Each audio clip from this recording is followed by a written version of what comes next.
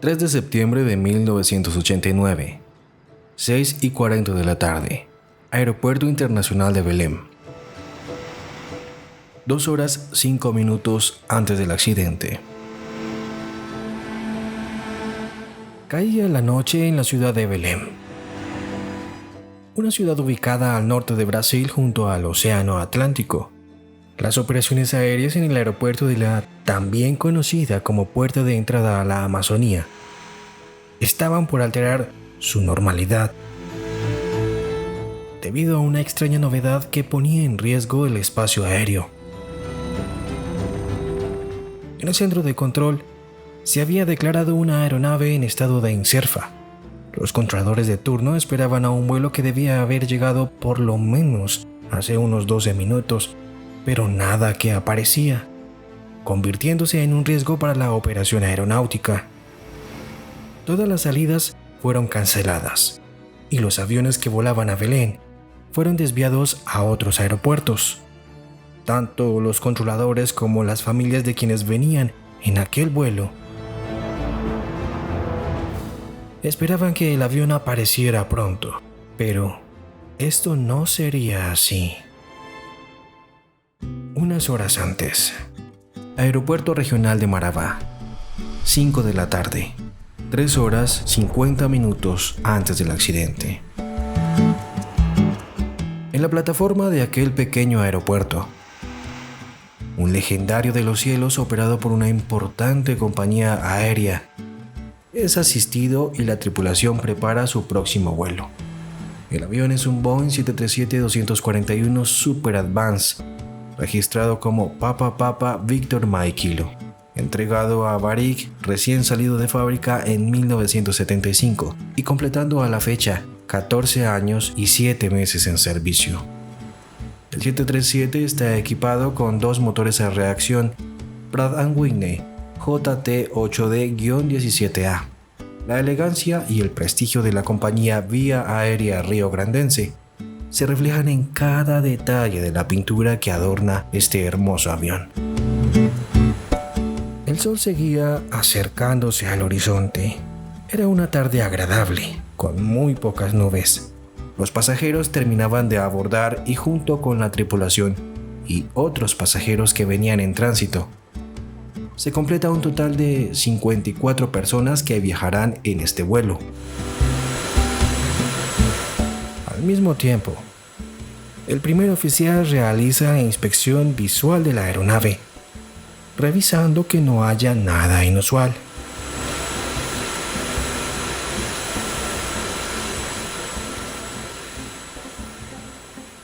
Al mando de este legendario avión se encuentra el capitán César Padula Garcés, de 32 años, quien, a pesar de su corta edad, cuenta con una amplia experiencia en aviación, acumulando un total de 6.928 horas de vuelo, de las cuales 980 horas son en Boeing 737. El capitán Garcés revisa y prepara la configuración de la navegación. La intención es volar desde el aeropuerto de Marabá con destino a Belém, en un vuelo regular comercial que inició en horas de la mañana en Sao Paulo, con escalas intermedias en Uberaba, Uberlândia, Goiânia y Brasilia. Allí se realizó cambio de tripulación y los nuevos pilotos, continuando con la ruta, volaron a Imperatriz, Marabá y como destino final se preparan para proceder a Belém. En esta ocasión, el equipo Takeoff Simulations envía un saludo especial de agradecimiento a Freites, José Juan Flores, Gaby, Alberto Moreno, Rich 1906, Carlos Monsalmo, Adolfo Ruiz, Miguel Ángel, The Legend, Juan Carlos Gil, Marquitos, Jabobo, Manuel Fernando, Sebas Mejía, Alexis y David Coperformance. Gracias por apoyar nuestro trabajo. Sus nombres quedan como homenaje a esta noble causa en los aviones que representan nuestra marca. Si quieres que tu nombre aparezca en nuestro avión, apóyanos donando Super Chat, Super Sticker o Super Thanks, porque los detalles son importantes. Así que acompáñenme en esta historia. Falla de percepción y exceso de confianza. 5:25 de la tarde, 10 minutos antes del despegue. En el último trayecto de la ruta, El capitán Garcés, quien hace poco había terminado sus vacaciones y no estaba muy enterado de algunos cambios operacionales, se encargó de verificar el plan de vuelo brindado por la compañía de manera automática y después de esto, configura la navegación.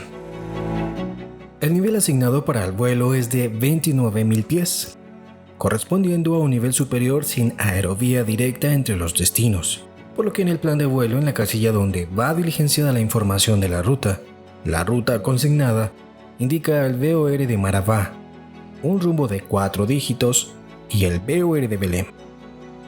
Cuando el capitán revisa el plan de vuelo, interpreta estos 4 números como rumbo de 270 grados y así lo configura en el HSI, que básicamente es el instrumento que le indica al piloto hacia dónde debe volar.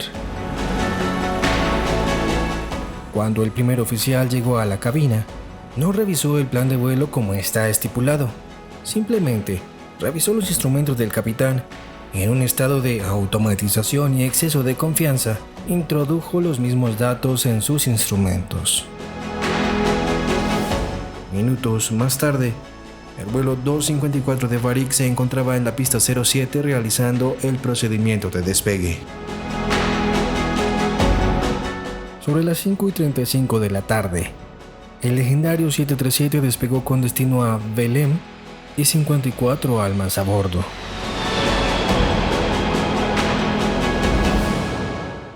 El vuelo a Belém es demasiado corto con alrededor de 48 minutos de vuelo, así que los pilotos esperaban terminar su operación muy pronto. Posterior al despegue, se enganchó el piloto automático y el avión inició un giro pronunciado hacia la izquierda para interceptar el rumbo asignado, volando en una dirección incorrecta sin que los pilotos se percataran de ello. Como copiloto se encuentra el primer oficial Nilson de Souza Sillé, de 29 años, con 884 horas de vuelo totales y 442 horas en el equipo 737. El vuelo 254 de Varig recibe autorización de ascenso sin restricción para su nivel final de crucero de 29.000 pies. Sin cobertura, 5:58 de la tarde, 2 horas 52 minutos antes del accidente. El vuelo 254 de Varig se encontraba nivelado a 29.000 pies. Ya habían pasado 23 minutos desde que habían despegado y los pilotos se percataron de que no recibían señal de las radioayudas. Para 1989, la navegación aérea era una navegación convencional bor a bor, es decir, que los pilotos volaban siguiendo la señal que proporcionaban las estaciones en tierra. La mayoría de aviones como el 737-200 cuentan con varios equipos de navegación, entre ellos un receptor VOR muy preciso que le permite conocer la dirección y distancia de la radioayuda en tierra, y un equipo ADF menos preciso que solo le permite conocer la dirección. Así que cuando los pilotos se percataron que ni la señal del VOR ni la señal del ADF era recibida, empezaron a pensar que algo podría estar fallando. Adicional a eso, el sistema de gestión de rendimiento, otro equipo a bordo que les permitía estimar la distancia recorrida y otros datos, les indicaba que estaban próximos al punto de inicio del descenso. Prácticamente ya estaban a la mitad de la ruta, así que empezaron a realizar llamados al Servicio de Información Aeronáutica de Belém, pero de la misma manera que no recibían señal de las radioayudas, tampoco recibían respuesta del controlador. Una situación anómala que les hacía creer que podrían tener un fallo serio en los equipos del avión. Era muy extraño. Así que los pilotos del vuelo 254 siguieron persistiendo realizando varios llamados a Belém, pero seguían sin obtener respuesta. En ese momento, otro vuelo de la misma compañía, el vuelo 266 de Varig, que volaba con destino a Belém igualmente, escuchó los llamados repetitivos y estableció comunicación con los pilotos para tratar de ayudarlos, lo que les hizo caer en cuenta al capitán Garcés y a su primer oficial de que sus radios sí estaban operativos, un indicio de que el problema de cobertura debía ser algo mucho más serio. Sin embargo, el interés principal de los pilotos era iniciar el descenso, por lo que le solicitaron al vuelo 266 realizar un puente de comunicaciones y pedirle a Belén autorización para descender. El controlador, quien únicamente cuenta con los reportes confiables de los pilotos, ya que en su aeropuerto no existía un sistema de vigilancia radar, les autoriza descenso para nivel de vuelo de 20.000 pies y los pilotos gestionan dicha instrucción, una vez más convencidos de que vuelan en el rumbo correcto, inclusive con mucha más confianza, al creer que la autorización de descenso por parte del control aéreo era un factor determinante para concluir que seguían en el rumbo adecuado. Geografía desconocida. 6:15 de la tarde. 2 horas 35 minutos antes del accidente. Para este momento ya habían pasado 40 minutos de vuelo. Por tiempo, ya deberían estar llegando a su destino. No obstante, los pilotos no podían localizar la ciudad de Belém. Lo único que veían era una selva densa. Volaban en un espacio aéreo no autorizado y algo aún más peligroso. Desconocían el tráfico de la zona, generando un riesgo de colisión inminente. El capitán, ya con su avión nivelado a 20.000 pies, creyó prudente no seguir descendiendo mientras intentaban localizar la isla de Marajó o la ciudad de Belém. Pero no veían nada, solo observaban un río. El tiempo fue pasando, y cuando revisaron el sistema de gestión de rendimiento, este empezó a marcar la distancia recorrida con valores negativos, lo que indicaba que habían sobrepasado su destino en 30 millas, por lo que el capitán Garcés inició un viraje a la izquierda de 180 grados para regresar y verificar si tal vez habían cruzado por encima de Belém y no se habían dado cuenta. Los aviones comerciales cuentan con un radio alterno de mayor cobertura. En este caso no era la excepción. Así que vía HF, los pilotos informaron al controlador que seguían sin poder comunicarse con el centro de control a través de la radio normal VHF y solicitó autorización para descender, siendo autorizado por esta dependencia a descender para 4.000 pies, con la sugerencia de seguir intentando comunicarse por VHF ya que es el radio autorizado en aviación. Una señal falsa. 6:20 de la tarde. 2 horas 30 minutos antes del accidente. Sin saber su ubicación exacta, los pilotos descendían para 4.000 pies y mientras tanto buscaban en sus cartas de navegación frecuencias de otras radioayudas con la esperanza de conseguir alguna indicación. Sintonizaron entonces en los equipos ADF las frecuencias de Radio Liberal y Radio Guajará, 2 emisoras de Belém, y extrañamente, las agujas giran hacia la derecha, indicándoles nuevamente un rumbo incorrecto. Y por si fuera poco, el río que los pilotos habían visto fue confundido con el río Amazonas que desemboca en el Océano Atlántico y este los llevaría prácticamente directo a Belém. Así que con estas falsas señales, iniciaron un viraje a la derecha creyendo que ese era el rumbo correcto, y volando tan bajo y siguiendo el curso del río, no demorarían en localizar la ciudad y pronto saldrían de este percance. Pero realmente la señal que estaban recibiendo los equipos ADF provenía de unas emisoras con la misma frecuencia que las de Belém, pero ubicadas a casi 1.300 kilómetros al sur, en la ciudad de Goiânia, a más del doble de distancia de Belém. Increíblemente, la cobertura de aquellas emisoras era más potente, y como el equipo ADF solo indica una dirección sin distancia, era muy difícil percatarse del error. Sumado a eso, el río que creían era el Amazonas que viene de oeste a este, realmente era el río Xingu que viene de sur a norte desembocando en el Amazonas. Definitivamente todas las circunstancias de aquel vuelo continuaban empeorando.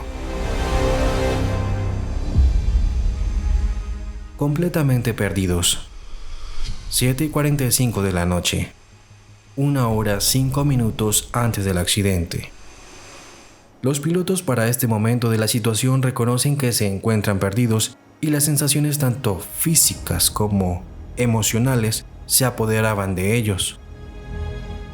Habían volado durante 1 hora y 14 minutos a 4.000 pies, guiándose por la señal de los ADF, enfocados en encontrar alguna referencia visual a lo largo del río, descuidando otros aspectos relevantes, como el hecho de volar tan bajo, algo que para un avión de estas características le significaba un mayor consumo de combustible. Para este momento, el vuelo 254 completaba 2 horas y 10 minutos desde que había despegado, y el combustible empezaba a alcanzar niveles preocupantes. La mayoría de los pasajeros también estaban molestos por la incertidumbre y la demora al completar 1 hora más de lo normal en vuelo y no llegar a su destino. Los pilotos empezaron a revisar qué había salido mal.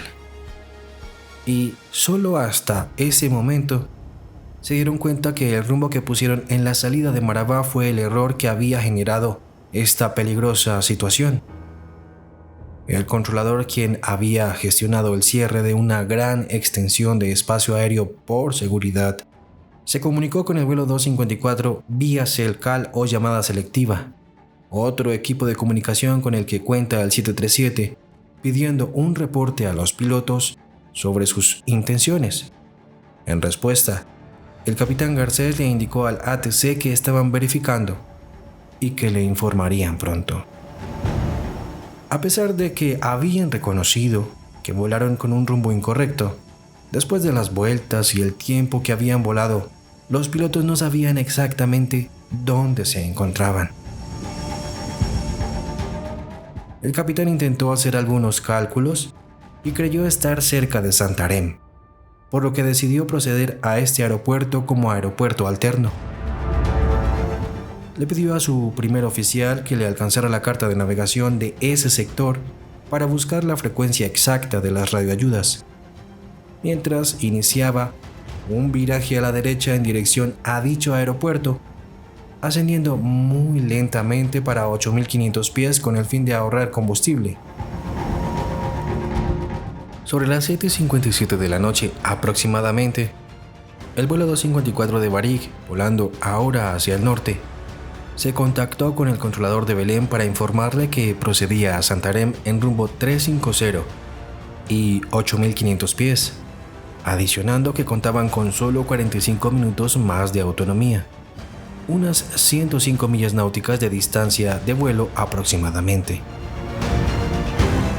Y aunque las cosas parecían mejorar, todo seguía saliendo mal en aquel vuelo. Aunque la carta de navegación del sector de Santarém se encontraba en el avión, el copiloto buscó y buscó, pero no la pudo encontrar, por lo que el capitán Garcés se vio obligado a buscar otra alternativa. Código Morse, 8 de la noche, 50 minutos antes del accidente. El legendario 737-200 volaba de regreso hacia el norte con muy poco combustible. Sin la carta de navegación del sector de Santarém, los pilotos cambiaron de planes. Fue entonces que decidieron sintonizar las frecuencias de los NDB de Carajás y de Marabá, aeropuerto de donde habían despegado, nuevamente obteniendo la ubicación de la estación en tierra sin la distancia a ella. No obstante, era su única alternativa. Al hacerlo, las agujas de los NDBs marcaban una indicación al sur, y como el capitán Garcés creía que volaban entre Santarém y Marabá, las indicaciones de las radioayudas le parecieron correctas. Así que realizaron un viraje de 180 grados por la izquierda para regresar. Sobre las 8:05 de la noche, el capitán nuevamente informó al centro de control de Belém que se encontraba volando con rumbo 190 en dirección a Carajás. Rápidamente el controlador le informó que ese aeropuerto había finalizado sus operaciones a las 7:30 de la noche, por lo que el piloto viró ahora a rumbo 165 grados en dirección a Marabá.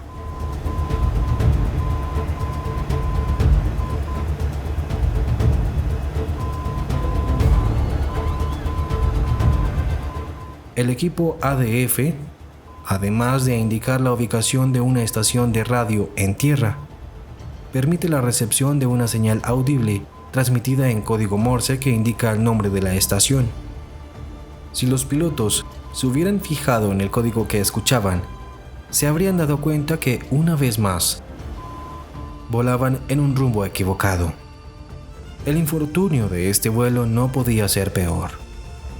Todo el estrés de la situación nublaba por completo los sentidos de los pilotos y su alerta situacional no existía. Al sintonizar las frecuencias de los NDB de Carajás y Marabá, los equipos ADF empezaron a recibir las señales de los NDB de Goianía y Garcas, radioayudas con la misma frecuencia, pero lo más extraño era que también se encontraban a más del doble de la distancia, tal como pasó cuando sintonizaron la señal de las emisoras. Además de eso, a su derecha tenían la base aérea do Cachimbo a unas 130 millas náuticas, donde podrían aterrizar de emergencia.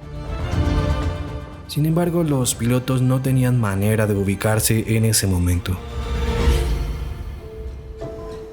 Agotamiento del combustible. 8:35 de la noche. 15 minutos antes del accidente. El vuelo 254 de Varig continuó volando hacia el sur con 8.500 pies, y los pilotos se preparaban para lo peor. Ya no había nada que pudieran hacer. Se iban a estrellar en medio de la selva, y debían preparar a su tripulación y a los pasajeros para el impacto.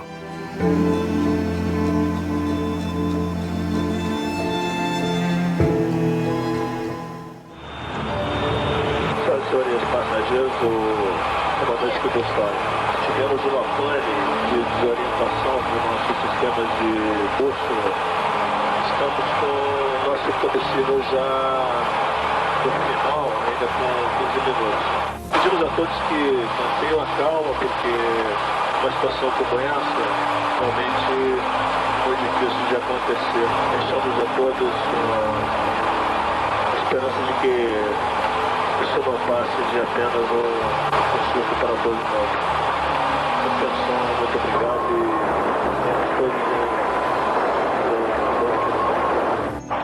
e Con una frustración y sentido de culpa inimaginable, el capitán Garcés terminaba de avisar a su tripulación y sus pasajeros para que se prepararan para lo peor. El vuelo 266 seguía pendiente.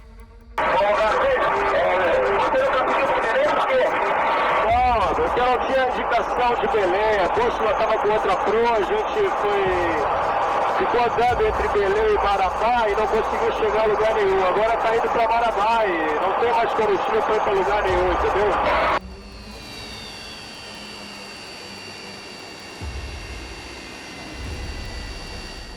Finalmente, el motor 1 se quedó sin combustible y se apagó. O motor 1 acabou de parar, a gente vai ter que descer agora. Eu poder falar mais, que a gente vai se preparar aqui para as coisas, ok? El motor número 2 se apagó a los pocos minutos.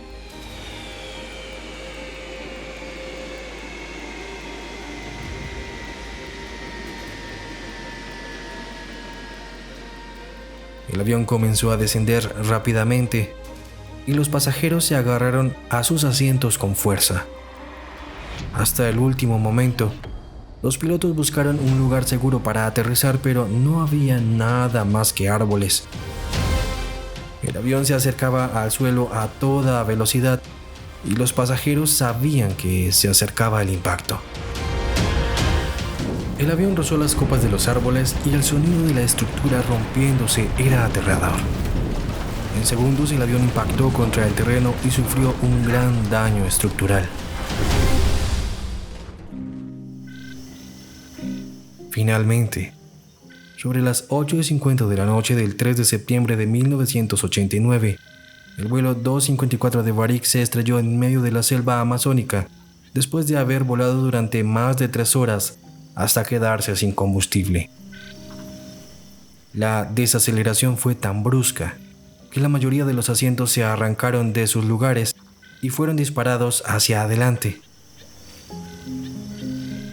De las 54 personas que iban a bordo, Lamentablemente, 12 sufrieron heridas mortales. Entre los supervivientes se encuentran los 2 pilotos y sus 4 tripulantes de cabina. La búsqueda del avión se activó de inmediato y 2 días después pudieron encontrarlos.